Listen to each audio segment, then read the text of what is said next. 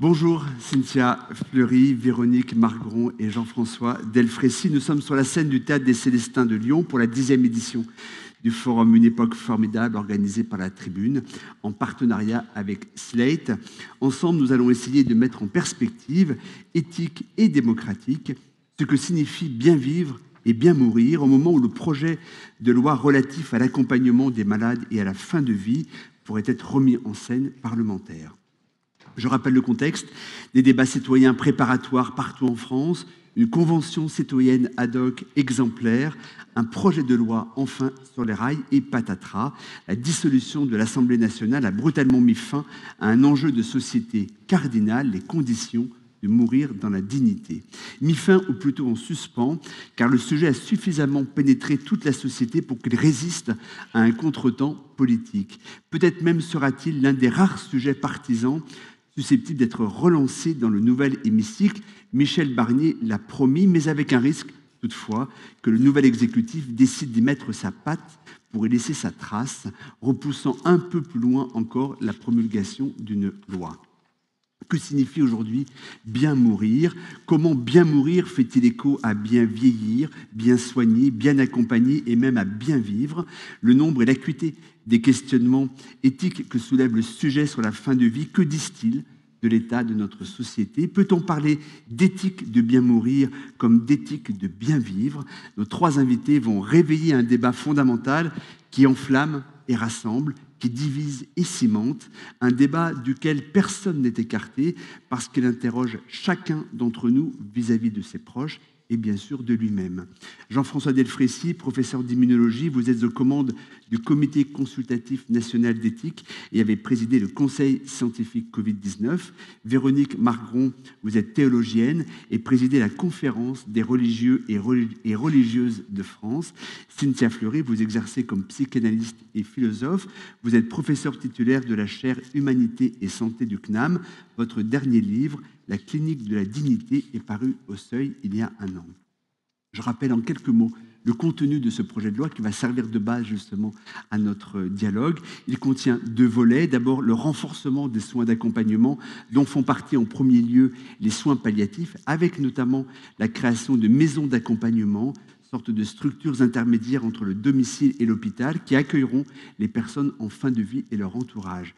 Le second volet concerne l'aide à mourir. Elle consiste en la mise à disposition à une personne qui le demande d'une substance létale pour qu'elle se l'administre elle-même ou, si elle n'en est pas capable, se la fasse inoculer par un tiers, médecin ou infirmier. L'option d'un proche ou d'une personne volontaire de son choix a été retoquée.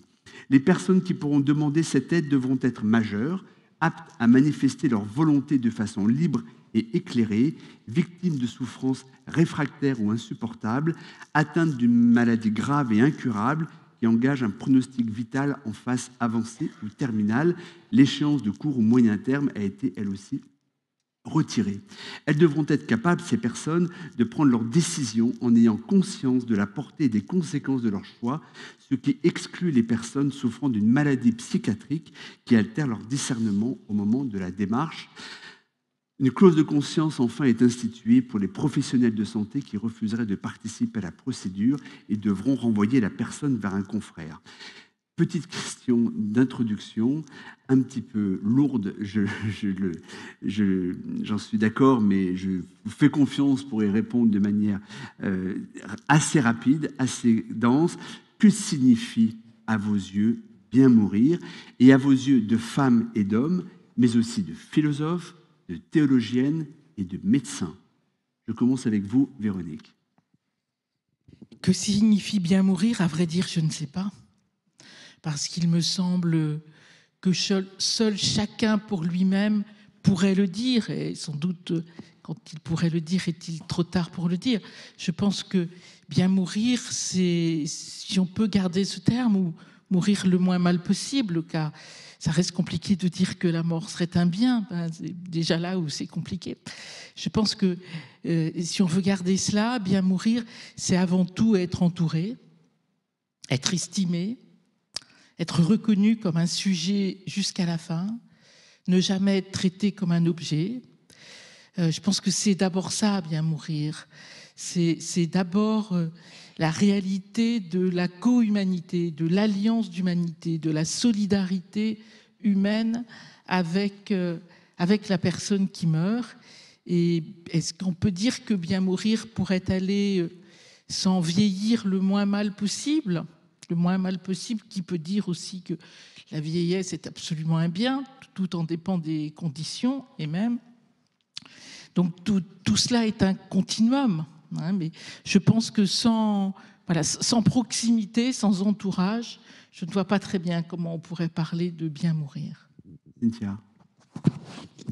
Oui, je vais aller sensiblement dans le même sens, parce que le bien mourir, c'est, je pense, au moment où on est face à l'inéluctable, et normalement donc à zéro choix possible. Je pense que la société, l'amour des uns et des autres doit donner encore, et pas qu'une illusion, mais un peu de cette possibilité d'un choix, en tout cas, de manifester un peu de son sujet, et pas qu'un peu. Donc de dire, en tout cas quand on est dans la possibilité de le faire, ce qui vient de la personne. Et donc ça se dit en termes de voilà, comment on veut être accompagné, comment on a envie que la vulnérabilité ou la dépendance dans laquelle on est à ce moment-là ne soit pas retournée contre soi-même, mais au contraire soit accueillie avec douceur, tout simplement que la mort continue de faire sens par rapport au sens de la vie. Je pense que chacun d'entre nous, on peut craindre à un moment donné que l'événement de la mort à venir, puisque l'événement de la mort lui-même, on ne le vivra pas, mais ce que l'on perçoit de la mort vienne annuler le sens de la vie vécue. Et ça, précisément, je pense que chacun a envie de créer, alors peut-être en illusion de toute puissance, mais je pense pas, je pense que chacun a envie de créer sa forme de continuité. Qu'est-ce qui fait sens? Jean-François Delfraissy. Non, moi j'ai la même opinion, c'est quelque chose de très intime, de très humain. Il faut beaucoup d'humanité. Je rajouterais peut-être que chacun d'entre nous a peut-être envie à ce moment-là aussi de garder une forme de dignité vis-à-vis de ce qu'il a été, et y compris dans ces derniers moments. On peut changer d'avis d'ailleurs, y compris de ce qu'on pensait avant quand on arrive à cette phase ultime. Et puis je replacerai ça alors dans un contexte plus général, qui est que les conditions de fin de vie ont profondément changé dans notre société au cours des 40 dernières années, des 2 dernières générations. 80% des décès survient en France dans des structures médicalisées.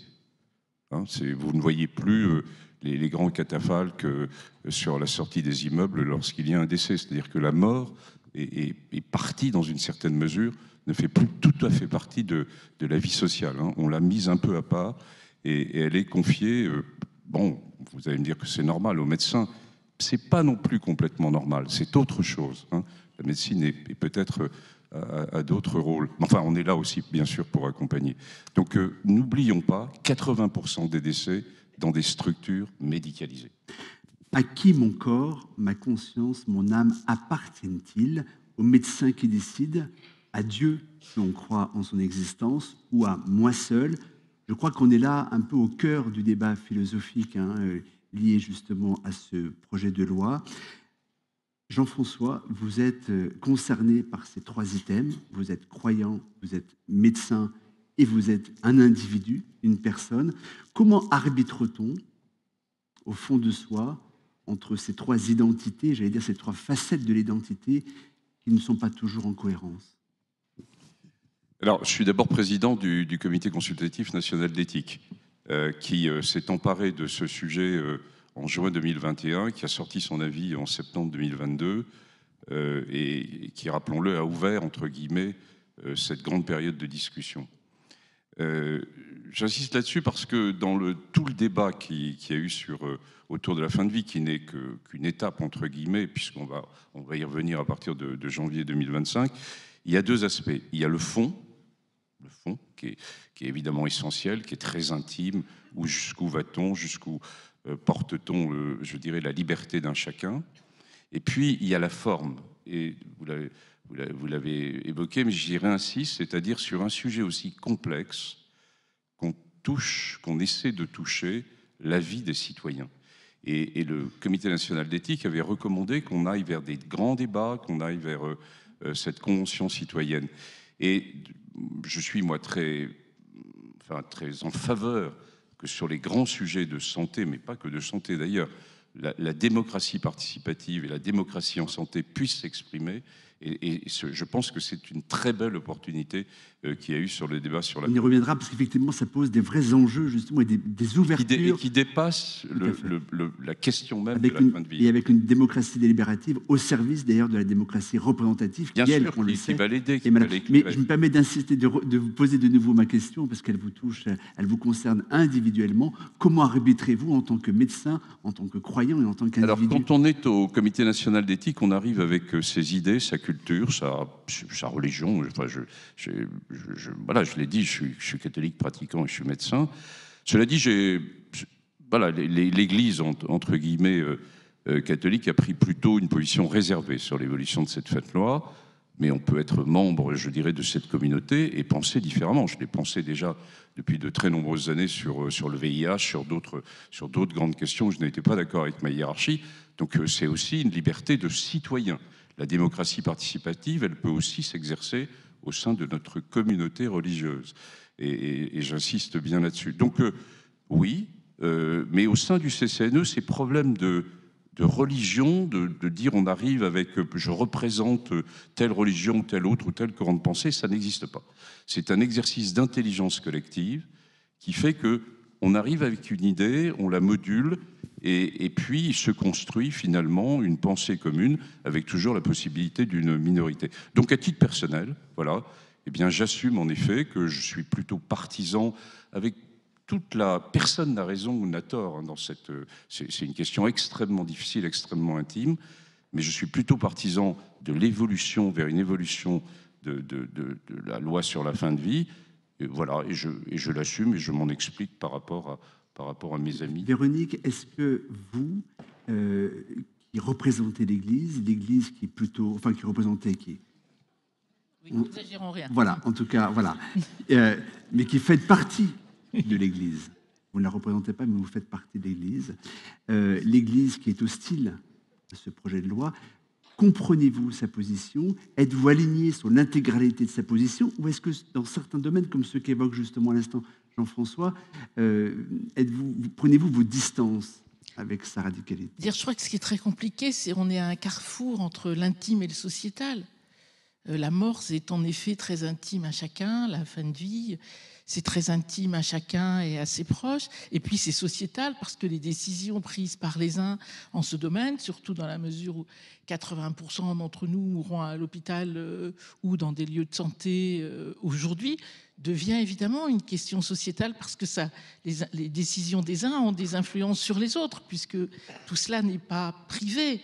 Donc je pense que à partir de cette possible contradiction, en tout cas de cette tension entre un pôle intime et un pôle social, la question c'est qu'est-ce qui va être le meilleur pour quelqu'un? Encore une fois, quand vous dites est-ce que vous êtes propriétaire, mais enfin, à vrai dire, si j'étais propriétaire de mon corps, ou alors je suis une très mauvaise propriétaire. Parce que si vraiment j'étais propriétaire, je pense qu'il irait mieux, mon corps. C'est-à-dire qu'on n'est pas propriétaire de son corps parce que votre corps vous échappe et d'autant plus sans doute dans le grand âge et dans l'approche de la mort. Votre corps est plus en possession des autres, en l'occurrence de tous ceux qui vous soignent, bien ou moins bien, que de vous-même. Donc déjà, c'est toujours compliqué. La question, c'est comment on reste sujet de son corps. Comment on peut rester encore sujet d'un petit peu de quelque chose de ses décisions, de son orientation. Et pour moi, là, ça c'est un débat tout à fait personnel, intime, de conscience. Donc la position de l'Église catholique est là pour faire penser, pour faire réfléchir. Elle n'est en aucun cas un diktat pour personne, et pas plus pour les catholiques comme telle, comme si elle était une règle qui s'impose de haut et qui doit s'appliquer comme telle. Elle est là pour participer du débat public et aider à réfléchir sur cette question qui est d'abord la dépossession, en quelque sorte, comment le corps de quelqu'un qui part, qui meurt, déjà dans le grand âge, hein, moi, je le vois tous les jours dans des EHPAD, comment là, on peut encore dire que la personne est sujet. C'est là que ça commence. Cynthia. Oui. Une notion de sujet hein, qui vous est très chère. Hein. C'est un sujet qui, je pense qu'il est fondamental pour beaucoup d'entre vous, j'ai fait un joli lapsus, pour beaucoup d'entre vous, pour beaucoup d'entre nous. C'est un sujet fondamental depuis maintenant, alors depuis la nuit des temps, mais en l'occurrence depuis la création du CCNE.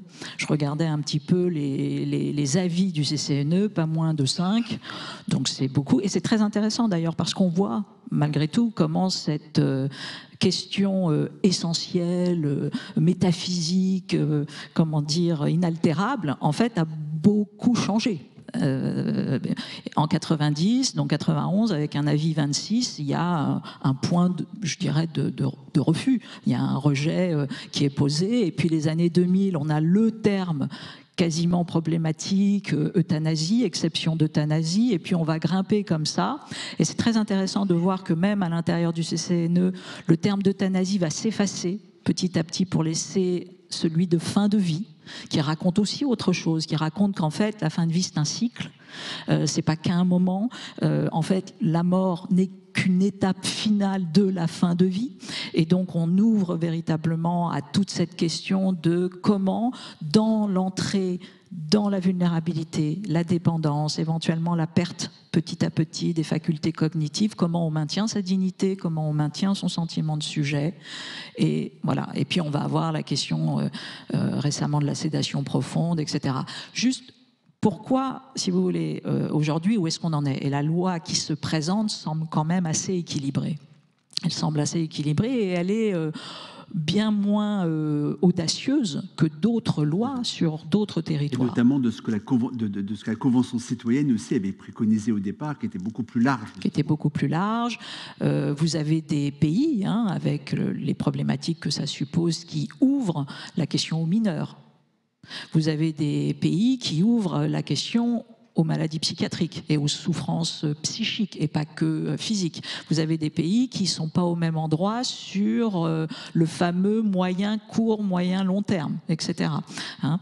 Donc, on a essayé de penser, malgré tout, une loi qui, à la fois, est au rendez-vous de la transformation de la société. Qu'est-ce qui remontait? Il remontait qu'il n'y avait pas assez d'accès à la sédation profonde à domicile, que la question de la médicalisation de la mort n'était plus aujourd'hui exactement ce que les individus cherchaient. Donc ça, il faut l'entendre. C'est-à-dire mourir à l'hôpital ne leur parlait pas nécessairement. Ça ne leur racontait pas ce fameux sens. Et en même temps, c'est très intéressant parce qu'on disait c'est une question intime. Mais on voit que l'intime a bougé. Parce qu'il ne s'agit pas de mourir seul chez soi. Ce n'est pas ça. Il s'agit de mourir avec l'aval de la société et la société qui nous accompagne dans la reconnaissance de cet intime. Donc c'est presque un intime social. C'est presque de dire jusqu'à la fin, j'ai une place dans cette société qui réfléchit avec moi, non pas parce qu'elle est propriétaire de mon corps, mais tout simplement parce qu'elle se soucie aussi que là où je suis, je puisse mourir un peu sereinement. Donc cette question-là, si vous voulez, c'est très intéressant. Donc c'est pas que de la privatisation de la question au sens de halte là, ne regarde pas ce que je suis en train de faire, pas du tout. C'est au contraire quelque chose qui dit, écoutez, c'est intime, qui est très très intime, je veux aussi que ce soit un point de rencontre possible avec la société. Cette question dont on débat depuis quelques instants, elle pose fondamentalement la notion de liberté. Quelle est notre liberté de choisir la manière dont nous voulons finir notre vie? Dans votre relation à Dieu, Véronique, et je pose la question aussi à Jean-François, peut-on imaginer que Dieu nous accorde la liberté, nous-mêmes, de décider justement de notre manière de... Non, mais Dieu nous accorde toutes les libertés. Enfin, en tout cas, l'Église ne donne pas toujours l'impression que Dieu nous accorde toutes les libertés. Enfin, toutes les libertés, c'est-à-dire qu'il nous a fait, en tout cas, c'est ce que nous confessons, il nous a fait libres. Donc, à partir de là, voilà, on peut reprendre ce vers d'Hölderlin, hein, que, en fin de compte, Dieu a créé l'humain comme la mère des continents, les continents en se retirant. Donc la question n'est pas est-ce que Dieu m'accorde la liberté. La question est comment se construit encore l'espace d'une liberté dans ces moments-là. Parce que les premières contraintes, c'est les contraintes autour de moi. C'est les contraintes de mes proches, c'est les contraintes du service, de l'EHPAD? Y a-t-il du personnel ou pas de personnel pour m'accompagner, pour vraiment me soulager? Les gens sont-ils compétents? Est-ce que j'ai des proches? Et si ce n'est pas des proches, est-ce que j'ai des visiteurs bienveillants? C'est d'abord cela qui crée ou pas de la liberté ou de la contrainte. Enfin, nous ne sommes pas, surtout dans ces moments-là de la vie où nous sommes tellement vulnérables, enfin, nous ne sommes pas des individus qui serions libres comme ça, par essence, où nous pourrions décider de tout et pour tout, dans un moment pareil, alors que pour toute chose, y compris pour manger, y compris pour se laver, pour la toilette, nous sommes dépendants d'autrui. Donc il faut toujours resituer de comment le climat autour favorise ou non de la liberté. Si par exemple, je dis, voilà, moi, ma dignité et la dignité du corps social, car c'est aussi la question de la dignité d'une société, de comment s'occupe-t-elle, comment prend-elle soin des gens qui meurent. Hein. Ce n'est pas seulement la dignité de l'individu, c'est une société est digne ou elle est brutale dans ces moments-là. Donc comment une société est digne en étant vraiment là? Ben, je pense que c'est d'abord cela qui crée de la liberté ou pas. Jean-François, depuis le début des débats sur ce projet de loi, je m'interroge, j'essaie de comprendre pourquoi il existe une discorde assez forte entre les partisans de cette loi et notamment les personnels affectés aux soins palliatifs. Et je n'arrive pas personnellement à comprendre, puisque dans le projet de loi lui-même, il y a l'idée de renforcer les dispositifs destinés aux soins palliatifs. Et à un moment, je me suis demandé si on ne se trouvait pas, alors de manière très binaire, pardonnez-moi, mais très binaire, face à deux populations, l'une favorable à la loi qui considère que la liberté de notre fin de vie ne revient qu'à nous-mêmes, et un personnel des soins palliatifs dont on sait combien il est absolument exceptionnel dans son abnégation, mais qui pourrait à un moment penser que le sort du patient relève un peu de sa propre responsabilité à lui, personnel de soins palliatifs. Est-ce que je me trompe quand je résume de manière très grossière, bien sûr, le débat comme ça? Non, c'est un sujet qui est éminemment complexe. Hein.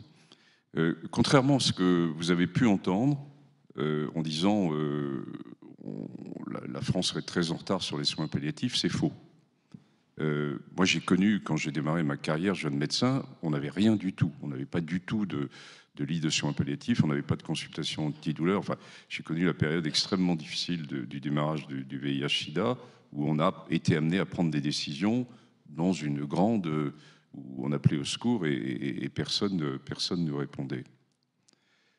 Il s'est créé depuis maintenant, en France, une série d'équipes extrêmement motivées, absolument admirables, qui s'est créée sur l'ensemble du territoire. Quand on dit il y a 20 départements français qui n'ont pas d'unité de soins palliatifs, c'est faux. Il y a 20 départements français qui n'ont pas de service de soins palliatifs. Mais dans l'ensemble des départements français, il y a des lits de soins palliatifs qui existent, associés à un service de cancérologie, des services de médecine, que sais-je, ou des services de neurologie, y compris à Mayotte, y compris à Cayenne. Donc la République, la démocratie, a mis, entre guillemets, des lits de soins palliatifs un peu partout. Alors, après, ils sont quand même à part. C'est-à-dire que la communauté médicale, les grands patrons de médecine, le mandarin que je représente dans une certaine mesure, à la fois a créé ça, a aidé à créer ça, et puis les a mis un peu à part de l'hôpital. Ils ne sont pas tout à fait considérés comme un grand service de cardiologie, d'immunologie, de cancérologie. Il n'y a pas de professeur de soins palliatifs ou autour de la fin de vie, autour de l'humanité. C'est pour des raisons multiples, et d'ailleurs dans la demande associée à la loi, il y a un grand projet de recherche, de financement de la recherche sur les soins palliatifs, où la France, là, est en retard par rapport au milieu anglo-saxon. Pardonnez-moi, Jean-François, parce que ça signifie quelque part que les soins palliatifs, même inconsciemment, c'est l'échec du soin? C'est plus complexe et je vais y revenir. Alors, les soins palliatifs donc disent, et c'est une phrase terrible pour un médecin, et c'est d'ailleurs dans le serment d'Hippocrate, la médecine est faite pour accompagner, pour guérir, pour traiter, elle n'est pas faite pour donner la mort. C'est une phrase, pour un médecin, c'est... Bon. Le même médecin Et c'est là-dessus que s'appuient finalement les soignants de soins palliatifs. Quand on dit les soignants de soins palliatifs, j'insiste sur le fait que les médecins sont, bien sûr, il y a des spécialistes de la fin de vie, mais fondamentalement, ce qui joue un rôle, et vous l'avez très bien dit tout à l'heure, c'est l'humanité, c'est l'aide-soignante. C'est l'aide-soignante qui caresse une épaule, qui donne un yaourt, qui accompagne jusqu'à la fin. Donc ne nous trompons pas, il y a du médical, mais il y a beaucoup d'aides-soignantes et de temps de soins infirmiers qui s'occupent de cette partie-là. Et ils ont l'impression qu'en effet, on leur enlève un savoir-faire. Et leur principal argument est de dire, ben, nous savons traiter les douleurs, nous savons accompagner. Pourquoi voulez-vous aller plus loin? De l'autre côté, vous avez les soignants en général, en médecine en France, qui s'occupent de fin de vie, parce qu'ils ont des patients qui vont en fin de vie. Les oncologues, certains neurologues, les urgentistes, les réanimateurs, qui eux sont dans le sens inverse, sont à 70%, les sondages le montrent à peu près, des études très bien faites, sont pour une évolution prudente de l'évolution de la loi. Et alors, ils s'appuient sur quoi? Ils s'appuient sur la médecine est faite pour accompagner son patient, y compris dans ses demandes les plus extrêmes. Et c'est aussi une très belle maxime, une très très belle maxime. Donc on est dans ce sujet-là, on ne fera pas la réforme, et quelle que soit la loi qui soit votée, contre le corps médical. Ça, c'est une erreur grave, il faut le faire avec une vision, puisqu'on a décidé de rester dans une fin de vie médicalisée en France. On aurait pu choisir autre chose, on aurait pu choisir d'autres modèles, mais la loi reste dans un modèle médicalisé et ne passe pas la main, par exemple, au milieu associatif, comme on aurait pu l'imaginer à un moment donné. Donc il faudra le faire avec les médecins qui vont évoluer. Ils vont évoluer en fonction de ce qu'a la loi. Et enfin, dernier point, il faut que vous compreniez bien dans la salle que nos jeunes médecins me disent, moi, vous avez fait un certain nombre de choses quand vous étiez jeune, quand vous étiez seul, etc. Nous, maintenant, il y a la loi, parce qu'en même temps qu'il y avait les avis du CCNE, il y a eu une série de lois. Il y a eu la loi Leonetti, puis la loi Claes-Leonetti, puis maintenant une Xème loi. Et ils nous disent, on fera ce qu'il y a dans la loi, ce que nous permet la loi. C'est-à-dire qu'il y a, sans tomber dans une forme de justiciarisation de la médecine française, on est loin de ce qui se passe aux États-Unis, il y a quand même derrière ça une vision des jeunes équipes qui attend de voir ce qu'il y a dans la loi. Donc voilà, je ne vous ai pas tout à fait répondu. Non, mais c'est voilà important de recadrer effectivement et le paysage général que nous avons. Cynthia et Véronique, tout à l'heure, Jean-François évoquait la question de la démocratie que pose justement l'écriture de cette loi et l'ensemble des débats qui l'ont préparée. Cynthia, notamment, vous travaillez beaucoup le sujet de la démocratie, mais l'une et l'autre, considérez-vous que si la loi est promulguée, pourra-t-on considérer que nous sommes dans une démocratie en progrès et peut-être que nous sommes dans une société en progrès? C'est une question difficile dans la mesure où, si vous voulez, à chaque fois, et ce n'est pas spécifique à la loi sur la fin de vie, c'est spécifique à tous les grands droits conquis et devoirs, c'est-à-dire la question du mésusage de la loi, qui quand même est mésusage de la loi, ou effet pervers de la loi, ou intériorisation d'une norme de dignité qui serait, par exemple, de dire à un moment donné, comme la loi le permet, je ne peux plus peser sur mes enfants. C'est toutes ces réflexions-là qui, malgré tout, sont derrière le fait de dire, tiens, qu'est-ce qui se passe quand... Parce que chacun entend de dire, bah, oui, au niveau de l'échelle individuelle, ça paraît censé de remettre à chacun la possibilité, puis au niveau collectif, dans une systématisation, c'est plus du tout la même histoire. Donc, si vous voulez, ce passage à l'échelle, il va d'abord produire un certain type de réalité. Ce que d'ailleurs la loi a posé avec une mission, entre guillemets, de contrôle, d'évaluation.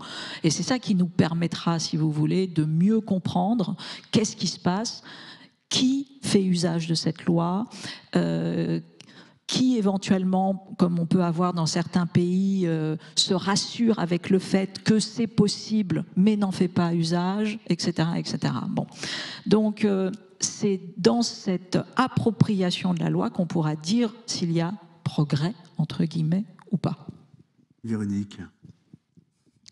Oui, heureusement que Cynthia a dit que c'était difficile de vous répondre, car c'est le cas. Pour moi, il y a deux choses. Ce qui est un progrès, c'est que ça discute.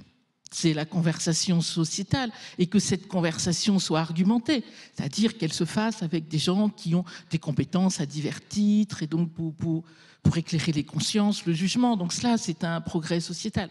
Ça, c'est sûr. Après, la loi comme telle, tout va dépendre de ce qui se passe. Moi, mon souci, parfois mon angoisse, mais aujourd'hui déjà, sans cette loi, c'est... Mais en fin de compte, y a-t-il des vies qui seraient considérées comme indignes de vivre à ses propres yeux et aux yeux des proches, y compris proches, j'entends les soignants, pas seulement les proches affectifs. Ça, c'est une vraie question quand même. Et ça peut être un des vrais effets pervers de la loi, de venir dire, en fin de compte, à partir d'un moment, le soin coûte trop cher, il demande trop d'investissement, la personne, elle occupe un lit. Voilà. Toute chose, on sait bien qu'on est dans une médecine, et c'est bien normal, qui est contrainte, dans des budgets de santé qui sont contraints, ce que tout le monde peut comprendre. Donc, pour moi, là, il y a un souci. C'est comment le sujet pourrait intérioriser que, bon, voilà, il faut qu'il parte parce qu'il faut qu'il dégage, en quelque sorte. Hein.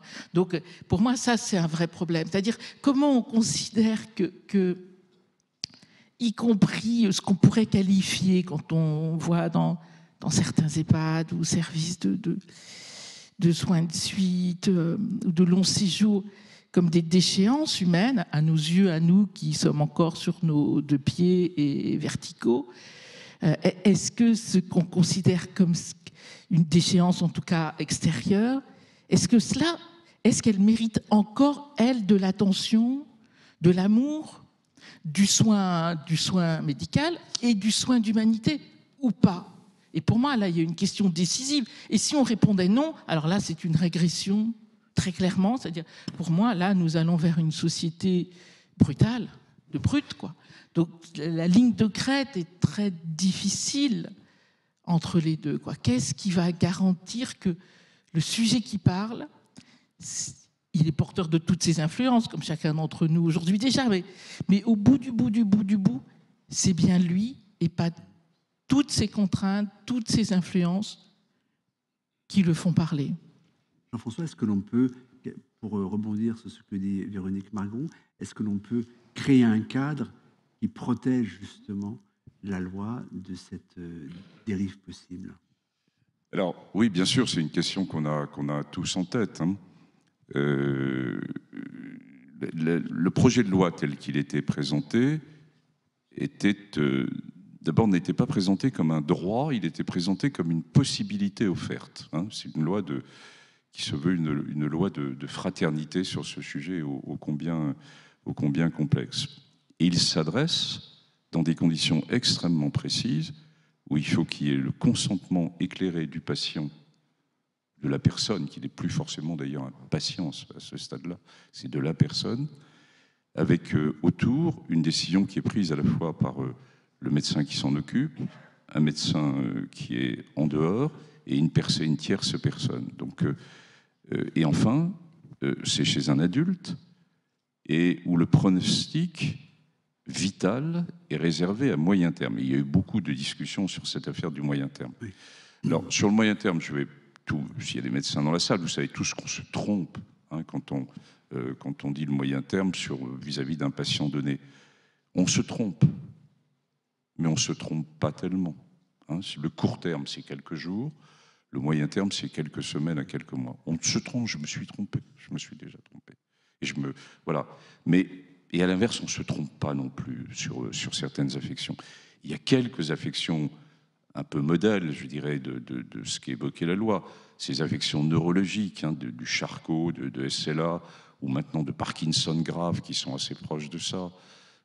L'Alzheimer ne rentre pas là-dedans, mais il y a des formes d'encéphalopathie dégénérative qui ne sont pas si loin que ça. Il y a certains cancers en 5e, 6e ligne de chimiothérapie, et où la médecine moderne, qui est assez extraordinaire par certains côtés, mais elle-même source, on construit nous-mêmes, le corps médical, des situations qui sont impossibles. Et ça existe. Et qu'une personne consciente, au nom de sa dignité, puisse à ce moment-là exprimer et changer d'avis d'ailleurs, changer d'avis quelques jours plus tard. Disons que c'est une possibilité qui est ouverte. Est-ce qu'on va tomber dans ce que vous évoquez ?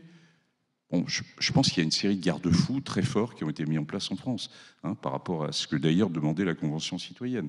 Mais moi, j'étais de ceux qui, et je l'ai défendu au niveau du politique, en disant, voilà, je suis fondamentalement sur ce sujet complexe. Je ne sais pas si moi j'aurais mis en route des lois, à vrai dire. Je vais vous dire le fond de ma pensée.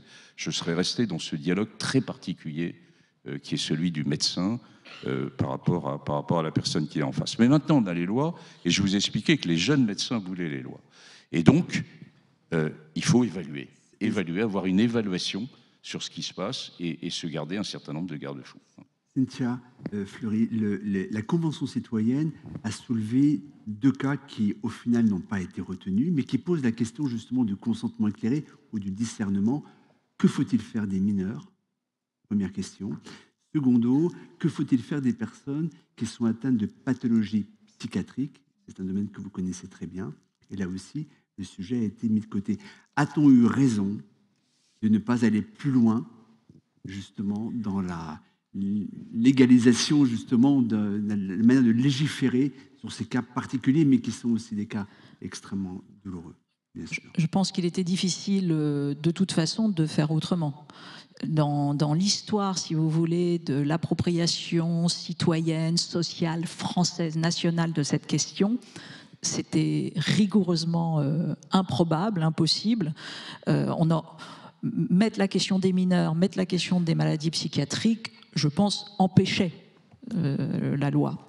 Parce qu'effectivement, ça renvoie à encore et encore à quantité de nouveaux sujets. On voit aujourd'hui, je pense que c'est en Belgique qu'on a pris la décision toute récente d'accepter, il y a un petit moment déjà, la question des mineurs, et on a accompagné, je crois, une jeune personne de 17 ans, après 18 mois, pour parler de ceci, de cela, avec 3 avis, on a accepté. Voilà. Je pense que c'est un point pour l'instant, à cet instant de non-retour. Maintenant, sincèrement, philosophiquement, métaphysiquement, c'est pas si simple à défendre. Maintenant, pour des raisons prudentielles, je pense que voilà, ça mérite de ne pas y aller. Mais malgré tout, ça pose la question. Alors là, je pense que si vous voulez, parce qu'on sait, si vous voulez, je reviens juste sur la question des mineurs. Et encore une fois, c'est pas pour désavouer la souffrance, notamment psychique, d'un mineur. Mais justement, on sait précisément aussi dans la clinique de l'adolescence que les points de détresse sont un point très récurrent de la clinique de l'adolescence. Je ne dis pas du tout ça pour banaliser. Je dis que c'est quelque chose qui doit donc s'accompagner et qui, malgré tout, on doit traverser pour essayer de tout faire. Parce que malgré tout, dans les souffrances psychiques, oui, on n'est pas au même niveau d'evidence-based, et Jean-François dira quelque chose, que les autres pathologies. Donc c'est compliqué. C'est-à-dire l'incurable d'une maladie psychiatrique, c'est un diagnostic extraordinairement compliqué à faire. C'est en tout cas bon. Donc tout ça pose que c'est tellement immense que oui, je pense que de systématiser un geste n'est pas nécessaire. Et encore une fois, vous voyez, je regarde en 2021. En Belgique, vous avez eu 2700 individus qui ont bénéficié de la loi de fin de vie. 60% pour les cancers, 2% pour les troubles mentaux.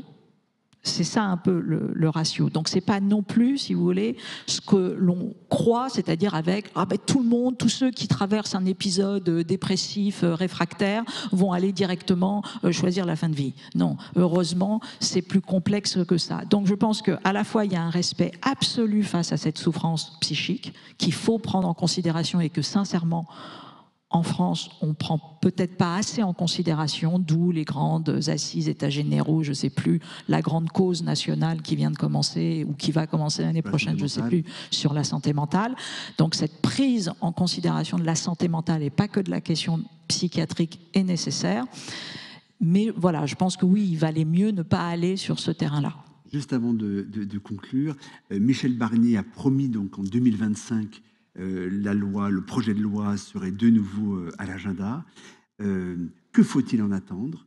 Est-ce possible? Sur quelle base? D'abord, la dernière version ou, comme le souhaitent certains, la version originelle? Et est-ce que la coloration du gouvernement, celle du Parlement et la mobilisation importante des opposants à la loi, est-ce que tout ça rend la promesse crédible, Jean-François Delfraissy? Je ne sais pas, on rentre là dans le domaine du politique, et je ne suis pas un politique.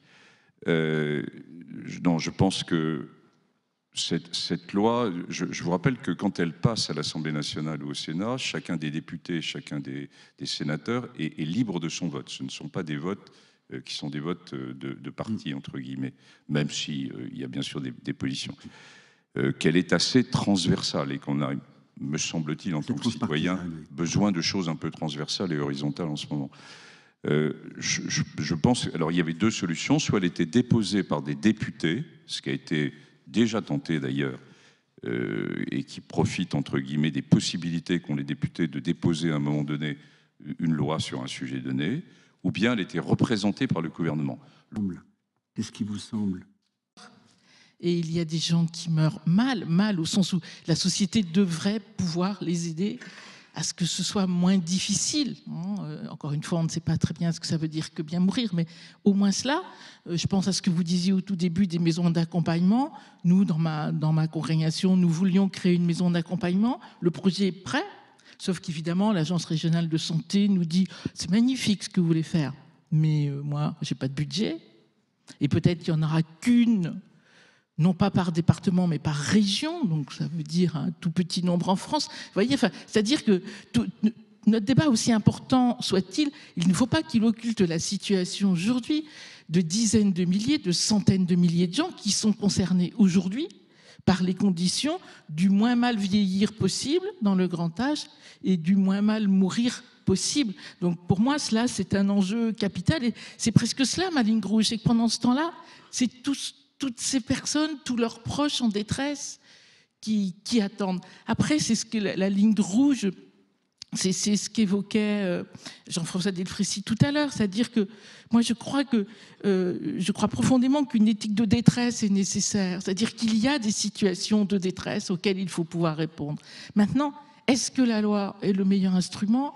Moi j'en doute, c'est vrai. Je suis plutôt pour une transgression encadrée, c'est-à-dire une équipe qui, à un moment donné, de façon très encadrée, peut dire, en dialogue avec la personne ou ses proches, selon, voilà, là, c'est plus possible, nous allons faire quelque chose. Ce que des médecins font depuis toujours, et heureusement qu'ils le font, en conscience, des médecins ou des équipes. Donc, pour moi, là, il y a une ligne rouge si cette loi devenait une sorte de... Encore une fois, ce que j'évoquais tout à l'heure, c'est-à-dire pour des personnes de se dire, bon, cette fois-ci, il faut que je parte, parce que tout ça est trop pesant, en quelque sorte, pour la société, et je n'ai plus ma place dans ma situation d'extrême vulnérabilité, je n'ai plus ma place en ce monde. Pour conclure, le temps passe, malheureusement, une question un petit peu difficile, mais c'est peut-être une manière aussi de mieux savoir ce que votre ressenti personnel par rapport à la loi. Si un jour, le malheur vous frappait d'une maladie éligible à la loi, telle qu'on peut imaginer qu'elle sera pondue, en tout cas telle qu'elle a été présentée, savez-vous aujourd'hui ce que vous ferez, ou est-ce que finalement, seule la confrontation réelle nous permet de prendre la décision? Alors moi, je vais répondre tout de suite, je ne sais pas. Donc comme ça, je peux revenir à l'éthique de la détresse. Comme ça, je laisse mes camarades trouver la solution. Donc éthique de la détresse, bien sûr, vous avez totalement raison. Le seul souci, c'est qu'aujourd'hui, malgré tout, il faut le dire, vous avez une judiciarisation du monde qui fait que cette éthique de la détresse, elle se fait malgré tout de moins en moins, parce qu'il y a des peurs. Et donc, il y a une double vitesse, si ce n'est une triple, si c'est une quadruple vitesse, sur l'éthique de la détresse. Et que, hélas, bah oui, cette transgression encadrée, au final, ça s'appellera la loi. Et donc, ça, c'était un point important. Et juste un dernier point qui, moi, m'importe, comme un moment démocratique aussi, de maturité démocratique. J'espère sincèrement que ces 12-18 mois qui sont devant nous vont être une occasion réelle de la mise en place de cette maturité parlementaire, démocratique qu'on attend. Parce que si, sur cette loi d'un moment final, en plus, il y a des instrumentalisations démagogiques, vraiment, on aura raté, mais un moment de réconciliation nécessaire. Véronique. Moi, d'un mot, je ne sais pas non plus du tout. Et Jean-François? Moi, je ne sais pas. Voilà, chaque chose en son temps. Et non, je pense qu'en effet, je suis assez confiant, à vrai dire, sur la maturité de nos concitoyens, hein, pour réfléchir, penser. Des concitoyens, mais Cynthia faisait référence aussi à la classe politique. Hein. Oui, mais oui, voilà, mais le politique est, enfin bon, je sais bien qu'on lui tombe beaucoup dessus en ce moment, mais il écoute quand même dans une certaine mesure, hein, de ce qui se dit. Alors on ne fait pas une loi, on ne fait pas de la réflexion éthique sur des sondages, ce serait d'un ridicule absolu. Mais néanmoins, on regarde un peu ce qui se passe et l'homme politique regarde ce qui se passe. Donc j'espère qu'il y a en effet un degré de maturité qui avait commencé à avoir d'ailleurs dans la discussion de la loi sur la fin de vie. Ça a commencé, voilà. On verra ce qui se passe avec la nouvelle Chambre.